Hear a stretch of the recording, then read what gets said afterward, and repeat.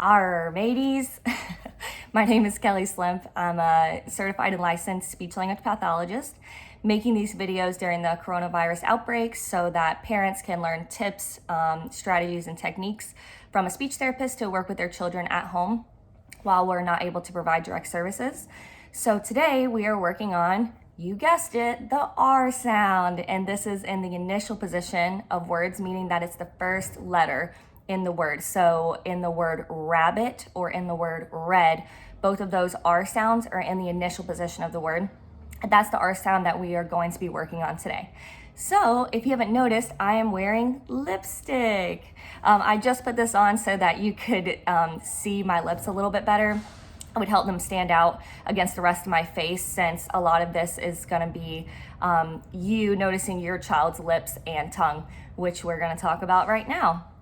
So a lot of times the first thing that I notice if a child's having difficulty producing the R sound, if it's sounding like wah, or if it's sounding like his tongue is falling down at the end, like oval, something like that, and that means that they have low tongue strength. So one of the things that I'm going to recommend is that we improve your tongue strength. So the tongue is a muscle, just like the rest of the muscles in your bodies, your bicep. It requires working it out in order to gain strength and coordination.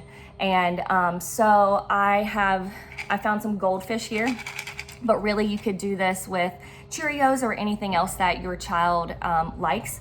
That's like a little treat for them. So what you want to do is take your Cheerio or your goldfish and have your child place it at the roof of their mouth, or you can put it in there for them, and they're just gonna hold it up behind their teeth with their tongue.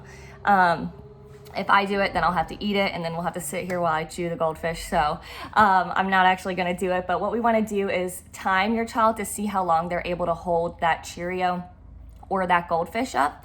And we want them to be able to do it for at least 30 to 45 seconds to begin with before we're able to even work on the R sound, because it does take a lot of time, practice, and like I said, oral motor development, strength, and coordination.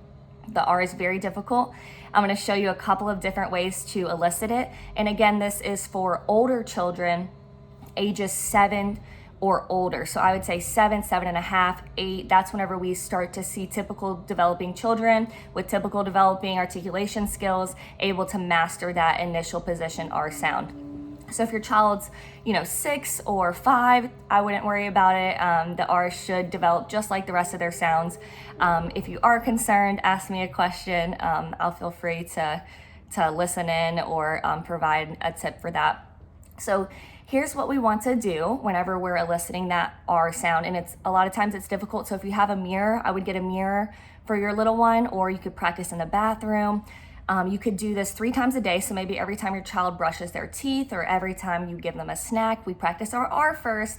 And the first way that you can do this is the lips need to be really open and out.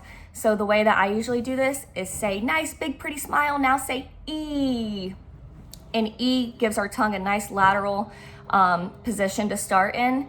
And I want you to notice my neck here is flexing because my lips are pulled out. So whenever I say E, you can see right here that my neck is flexing.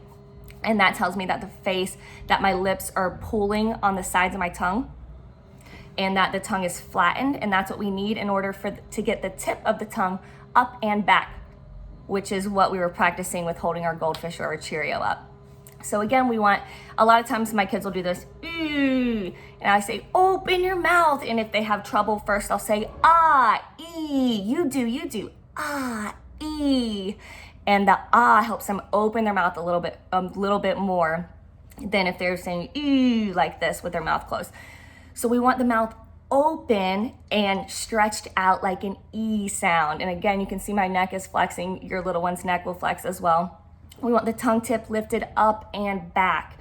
And so then we'll go E, and I'm just making a slight adjustment. Now that my tongue is flat, I'm just pulling my tongue tip up and in the back of my mouth. Just like that. So I say, ah, E, and and again, just picking my tongue tip up. So for rabbit, you'll see my mouth is wide open and my neck is flexed and my lips are outward. What we don't want is your lips falling forward. So like this, oh, your child might say, a wabbit. And I was like, oh, don't let your lips fall off. Pull them back up, pull them back up. And so again, watch my lips. We want them to be open and out. Rabbit the whole time. It's a lot of motor coordination going on here, which is why it's important that the tongue is strong in order to hold the tongue tip up and back in the position that it needs to be. So again, so we go E, lifting the tongue up. E, rabbit. I can say the whole thing with my mouth open. So this is just a little tip. If you're gonna work on this at home, you know, if the child's able to see their lips falling forward, in the mirror, that would help them. And so if you're modeling it for them, they'll be able to see a visual of you doing it, them doing it, their lips falling forward and yours not, and then they'll be able to make an adjustment from there. One more tip for working on R sounds is we want to pair it, the initial R sound, with a vowel, and then a sound that is made, like a consonant that's made in the back of the throat as well, to begin with, to make it easier. So for example, the word rag, G is also made in the back of the mouth, so your tongue doesn't have to go up, open up for A, and then come to the top if I was going to say rat. And my tongue's doing 3 different things there. So in order to make it easy to have minimal tongue movement throughout, we want to pair it with G's and K's for words in the final position. So initial R and then the word ending in G and K. So here's a couple of examples. Rag, rack, rock, wreck, rook. All of those are ending in G or K, and I usually just can Google mommy speech therapy G and K, and then you can pick out a couple, or mommy speech therapy R, and then just pick out words that again end in those G's and K's to make it a little bit easier when you're working on R with your child. And remember, this isn't a super fun thing to do, so either you have to be super fun, or a lot of times, you know, offer your kiddo a treat. If they try 3 times, I would say, that was okay, good try, we'll get it next time. We don't want to say good job if they're not doing it correctly, because then they think that they're doing it correctly and then they don't understand why we're making corrections. So again, we want to use positive enforcement, but not saying like that they're doing it correctly if they're actually still making an incorrect sound. And the R does take time, so don't give up. Work on that tongue strength maybe 3 times a day for 10-minute increments, maybe 5, depending on how old your child is, and then really reward them, like give them a lollipop or give them something, an extra 5 minutes on TV or whatever it is that works for your family. So those are just some tips and tricks for working on initial R in words. Thanks for watching.